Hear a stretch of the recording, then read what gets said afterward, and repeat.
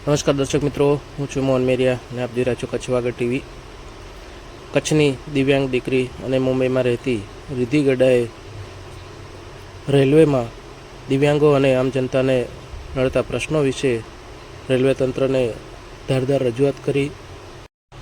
આવી જ રીતે રિદ્ધિ દ્વારા રેલવે તંત્રને અવારનવાર અરજીના માધ્યમથી પોતાની સમસ્યાઓ અને વિચારો રજૂ કરતી રહી છે અને રેલવે તંત્ર દ્વારા પણ ઘણી બધી વાતને ધ્યાનમાં રાખીને અમલમાં પણ લેવામાં આવી છે. આજે જ્યારે સામખિયાળી રેલવે સ્ટેશનનું ઉદ્ઘાટન થવા જઈ રહ્યું છે ત્યારે રિદ્ધિને હજુ પણ જે નડતા પ્રશ્નો હતા તે વિશે પોતાના વિચારો તેમના પિતાજીના અવાજના માધ્યમથી અહીંયા રેલવે તંત્ર સમક્ષ મૂકી રહી છે. જુઓ ખાસ રિપોર્ટ.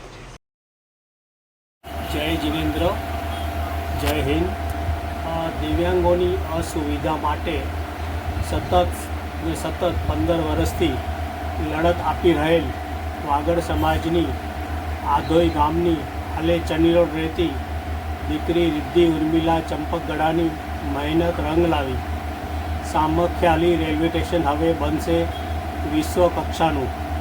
સામખિયાળી જંકશનને આધુનિક બનાવવા અમૃત ભારત સ્ટેશન યોજના હેઠળ હવે દિવ્યાંગો તથા સિનિયર સિટીઝનો, પ્રેગ્નેન્ટ મહિલાઓ તથા અન્ય મુસાફરોને મળશે આધુનિક સુવિધા.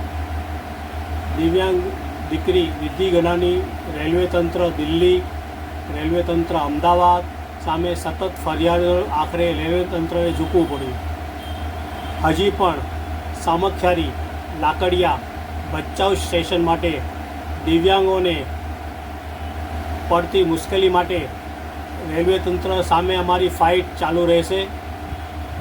અમારી દીકરી રિદ્ધિ ગડા જે દિવ્યાંગ છે એની મુખ્ય માંગણીઓ છે સમાજના દિવ્યાંગ બાળકો વતી. સૌથી નંબર 1, મુંબઈથી ભુજ અવર જવર કરતા દિવ્યાંગ તથા સિનિયર સિટીઝન તથા પ્રેગ્નેન્ટ મહિલાઓ તથા અન્ય મુસાફરો માટે 20,000થી વધુ વસ્તી ધરાવતા શાળા કોલેજ જે ગામમાં છે એ લાકડિયા સ્ટેશન પર એક પણ ટ્રેન મુંબઈથી ભુજ જે અવર જવર કરે છે પણ સામખિયાળી લાકડિયા સ્ટોપેજ છે નહીં. તો આ લાકડિયાને ખાસ સ્ટોપેજ આપવા ખાસ રેલવે તંત્રને વિનંતી, ખાસ વિનંતી. લાકડિયા સ્ટેશનને સ્ટોપેજ આપવા ખાસ વિનંતી. Number 2, Mumbai Bhuj Vande Bharat sleeper train જલ્દીથી જલ્દી મુંબઈ સેન્ટ્રલથી શરૂ કરવી. અહીં ટ્રાફિક ઘણો હોય છે મુંબઈ ભુજ વચ્ચે અને એક પણ વંદે ભારત સ્લીપર ટ્રેનની સુવિધા નથી. તો સૌથી પહેલું કાર્ય વંદે ભારત સ્લીપર ટ્રેન શરૂ કરવા વિનંતી. નંબર 3, સામખિયાળી સ્ટેશને 100થી વધુ ગામડાઓની અવર જવર હોવાથી સામખિયાળીના ઈસ્ટ બાજુમાં પણ પ્રવેશદ્વાર આપવા ખાસ વિનંતી. કારણ અહીં 100 ગામડાથી વધુ યાત્રિકોની અવર જવર હોય છે તો ઈસ્ટમાં પ્રવેશદ્વાર આપવા ખાસ વિનંતી. નંબર 4, સામખિયાળી અને લાકડિયા વચ્ચે રેલવે ફાટક ક્રોસિંગ જલ્દીથી બંધ કરવા વિનંતી.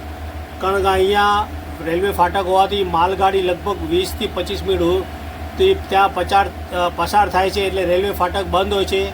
તેથી અહીંના વાહનોને અવર જવરમાં 20થી 25 મિનિટ ઊભું રહેવું પડે છે. માટે અહીં જલ્દીથી રેલવે ફાટક બંધ કરીને ઓવરબ્રિજ બનાવવા વિનંતી.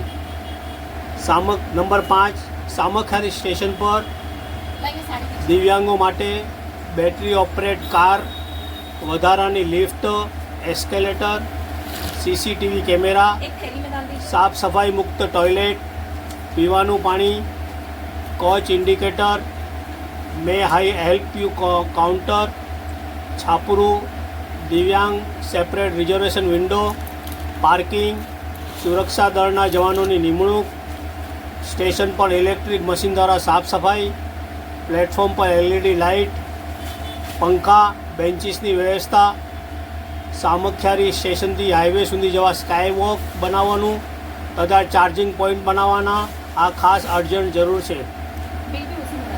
નંબર 6, કચ્છના તમામ મીડિયાને વિનંતી કે અમારી દીકરી રિદ્ધિ ગડાની દિવ્યાંગોની રજૂઆતને ઉપરોક્ત અમારે પત્ર દ્વારા અને અમારા વાંચન દ્વારા અમદાવાદ રેલવે તંત્ર, દિલ્હી રેલવે તંત્ર, સામખિયાળી રેલવે તંત્ર અને ગાંધીગામ રેલવે તંત્ર સુધી પહોંચાડવા આગ્રહભરી વિનંતી.